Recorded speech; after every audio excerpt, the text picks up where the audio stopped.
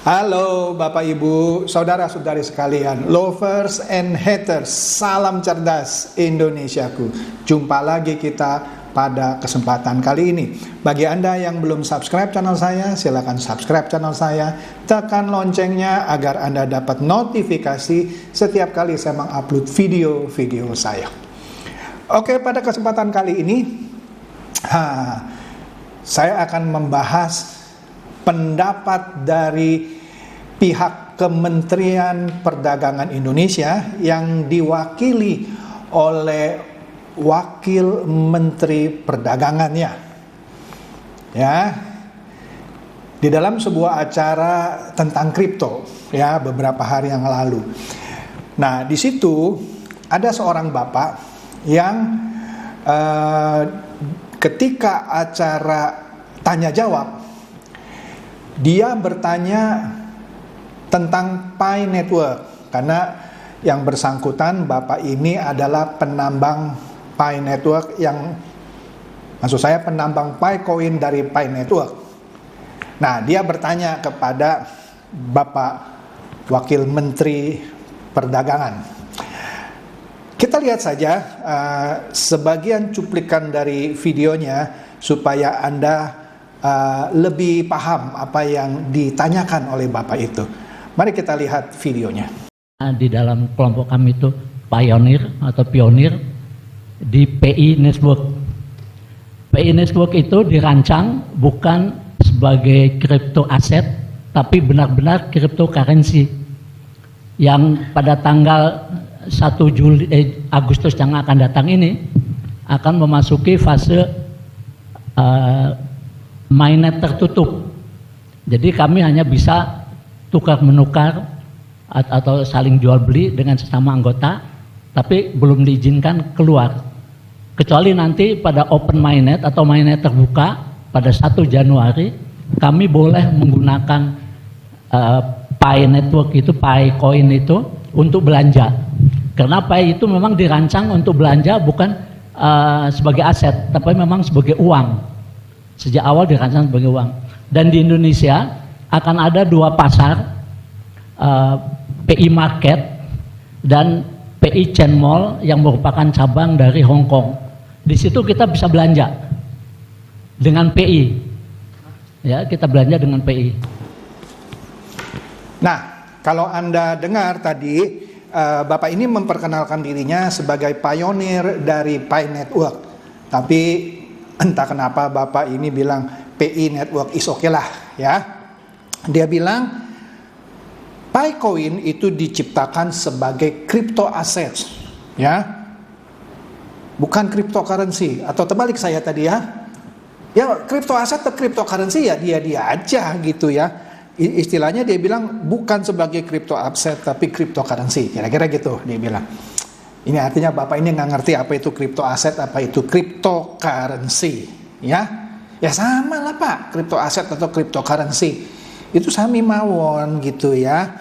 Nah, Bapak ini berkata lagi, dia mengintrodusir Pi Network itu, katanya 1 Agustus nanti mulai mainnet tertutup.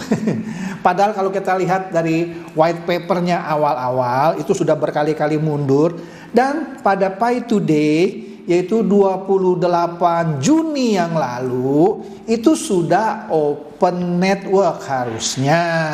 Tapi Bapak ini bilang tidak, 1 Agustus itu pun mainnet tertutup. Artinya waktu bulan Juli itu bahkan belum mainnet tertutup. Jadi nanti nih mulai 1 Agustus katanya, ya sudah beberapa hari yang lewat ya, yang katanya akan heboh. Nanti kita lihat lagi, ternyata nggak heboh. Akan mainnet tertutup, di mana bisa tuker-tukeran sesama member. Iyalah, kalau saya punya 1 Pi Coin ditukar sama teman saya 1 Pi Coin, saling tuker ya bisa. Saya punya 2 Pi Coin, teman saya punya 2 Pi Coin, saling tuker ya bisa. Tapi mungkin maksudnya tuker-tukeran barang, yang satu punya Pi Coin, satu punya barang kali ya gitu ya. Pasti gitulah maksudnya. Tapi nanti 1 Januari katanya akan open mainnet. Artinya open mainnetnya ini mundur lagi 6 bulan. Iya dong, kan sebelumnya kan akhir Juni, ya kan? Tapi di sini dikatakan nanti 1 Januari akan open mainnet. bisa untuk belanja. Karena memang katanya Picoin itu diciptakan untuk belanja. Loh, apa dong artinya cryptocurrency kalau hanya untuk belanja? Ya terserah lo deh ya. Nanti di Indonesia ada dua market katanya ya. Satu disebut Pi Market, yang satu Pi Chain Mo, cabang dari Hong Kong. Jadi kita bisa belanja nanti mulai 1 Januari. Bahkan sekarang katanya sudah ada yang bisa tukar Pajero, bisa tukar jam tangan, motor gitu ya. Oke deh, kira-kira itu yang Bapak itu sampaikan. Nah, menariknya kita lihat kelanjutannya ya. Kemudian di Januari akan datang itu kita akan bisa belanja bukan hanya di Indonesia, tetapi di seluruh negara yang memang mengadopsi PI. Saat ini ada 220 negara yang mengadopsi PI dan ada membernya 35 juta seluruh dunia ini. Dan dipatok melebihi Bitcoin. Kita semua karena PI itu tidak melalui ICO, jadi nilai atau value dari PI coin itu ditentukan oleh konsensus seluruh. Dan kemudian yang memulai itu adalah Tiongkok. Dan kita harap ini memang menjadi halu bagi bagi para pionir dari PI Network ini, karena dipatok satu koin itu senilai $314.000, 159 sekian. Nah, kalau tadi Anda dengar, dia ulangi lagi bahwa 1 Januari nanti bisa dipakai untuk belanja di seluruh negara yang mengadopsi Picoin. Di sini dikatakan sekarang sudah ada 220 negara. Dan yang menambang lah ya, ada 35 juta orang katanya. Hebat ya. Katanya juga Bapak ini bilang, tadi dengarkan ya, dipatok akan melebihi Bitcoin. Mimpi kali coy, bisa melebihi Bitcoin. Koin micin juga lebih menang dari Picoin gitu ya. Tapi oke deh ya, kan ntar Anda lihat aja, bilang inilah yang membuat para pionir halu. Tadi kan dia bilang sendiri ya. Kemudian ditegaskan lagi, ini Bapak sepertinya ahli kripto gitu ya, bahwa Picoin nantinya tidak ICO. Kalau tidak ICO, bagaimana ada harganya? Kalau tidak ICO, bagaimana bisa listing di crypto exchange? ICO dong, initial coin offering. Ya, tapi Bapak ini kan hebat gitu ya, tidak ICO karena ditujukan untuk belanja gitu ya. Ditentukan harganya itu bukan karena ICO, ditentukan oleh konsensus yang seperti saya sudah bilang kan. Oke, satu Picoin saya segini, mau nggak? Jadi konsensus gitu ya, hebat. Itu konsensusnya katanya sudah dimulai di Tiongkok ya. Inilah yang membuat para maksudnya pionir gitu ya menjadi halu katanya. Dia bilang sendiri kan, yang karena harga satu Picoin itu akan sekitar 314.000 sekian US dollar atau 4, sekian miliar. Hebat ya? Hebat. Oke, mari kita lanjutkan lagi videonya yang berikutnya.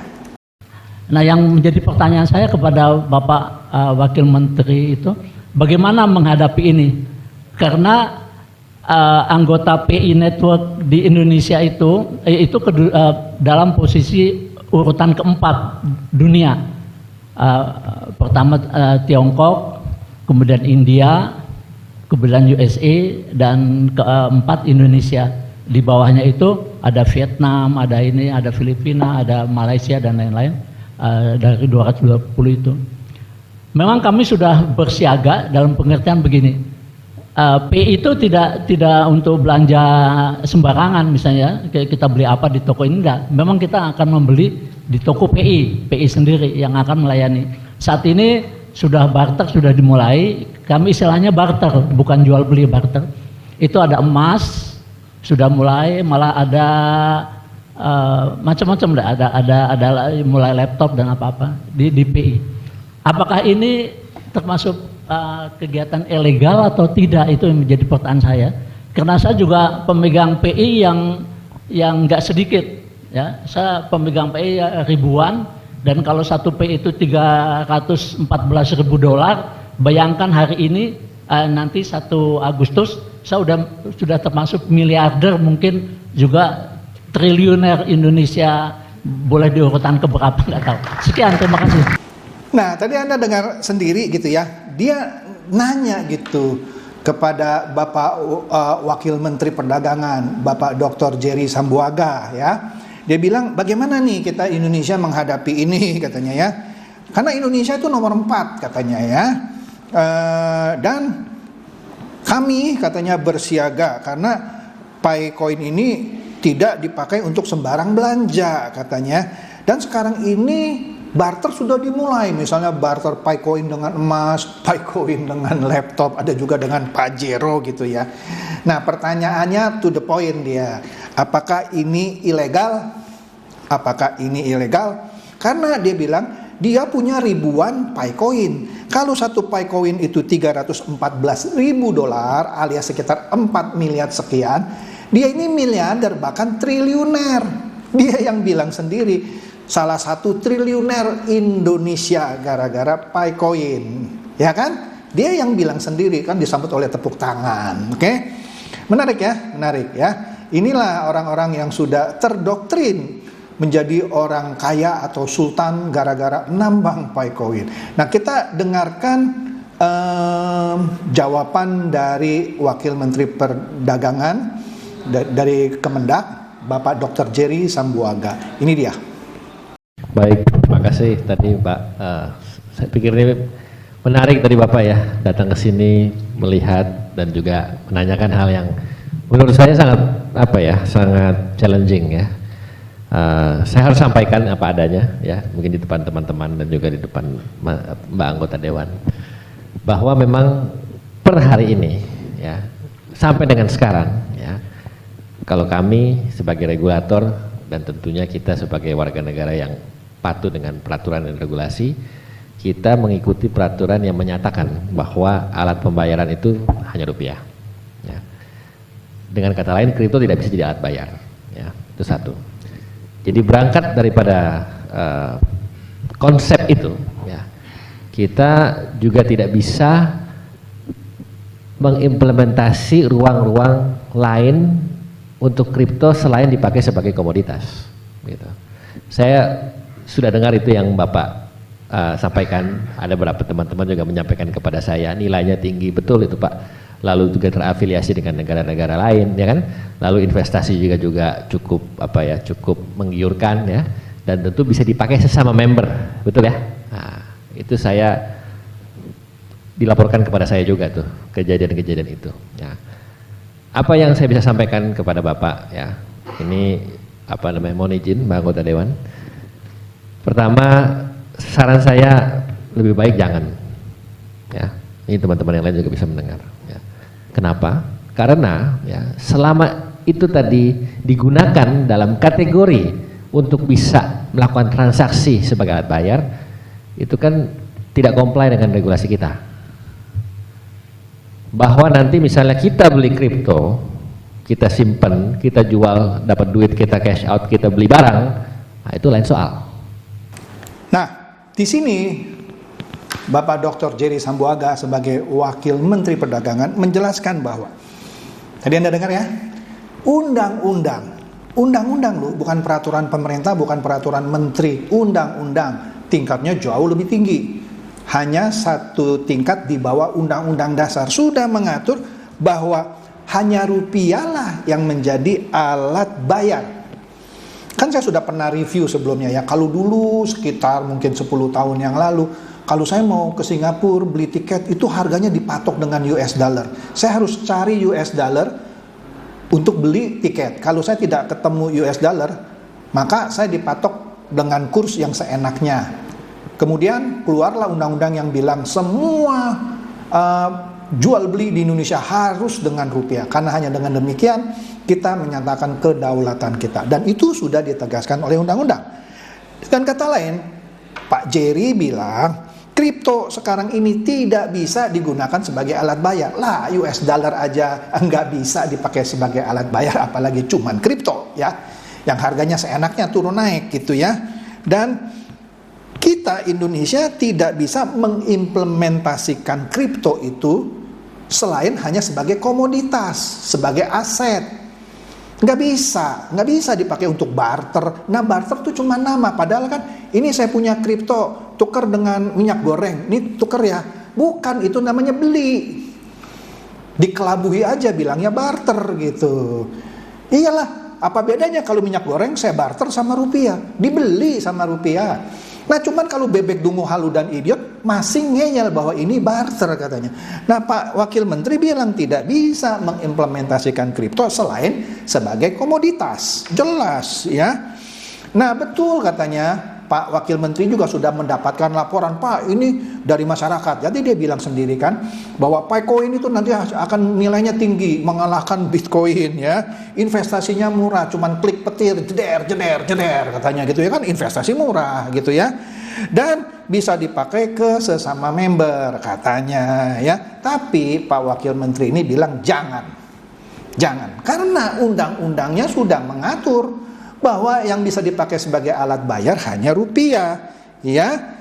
Jadi dikatakan kalau kripto itu dipakai sebagai alat bayar itu bertentangan dengan undang-undang. Masih nggak ngerti? Ini Wakil Menteri lu yang bicara.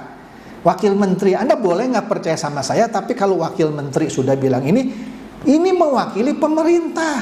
Anda masih ngeyel, terserah coy, ya. Nah, yang disarankan oleh Pak Wakil Menteri adalah kalau Anda, misalnya deh, Picoin sewaktu-waktu ada harganya. Tapi kan Bapak tadi bilang, Picoin tidak didesain untuk ICO, untuk Initial Coin Offering. Kalau tidak ICO, mana bisa listing di crypto exchange? Mana ada harganya? Kan tadi Bapak itu bilang konsensus.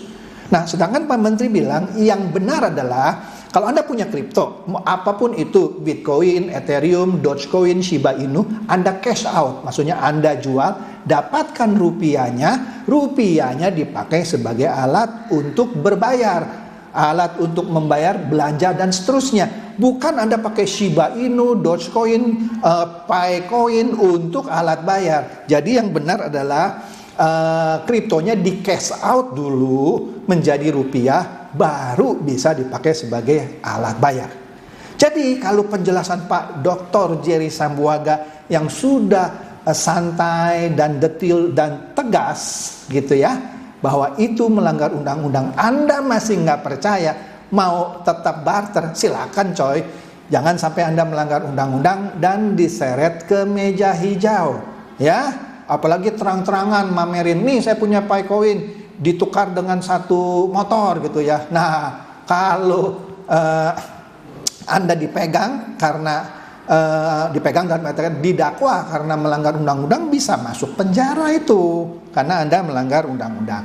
Oke, jadi demikian saja bahasan saya mengenai pendapat Wakil Menteri Perdagangan Bapak Dr. Jerry Sambuaga bahwa menggunakan kripto sebagai alat bayar, apapun itu, Bitcoin, Ethereum, Shiba Inu, apalagi Picoin, adalah melanggar undang-undang. Jadi itu ilegal.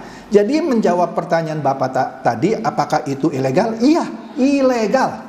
Ya, masih nggak jelas? Nonton lagi videonya dari awal, oke? Semoga ini mencerdaskan dan mencerahkan Anda semua. Silakan share video saya ini kepada teman-teman, sahabat atau kerabat supaya mereka tambah cerdas dan tercerahkan. Seperti biasa, terima kasih.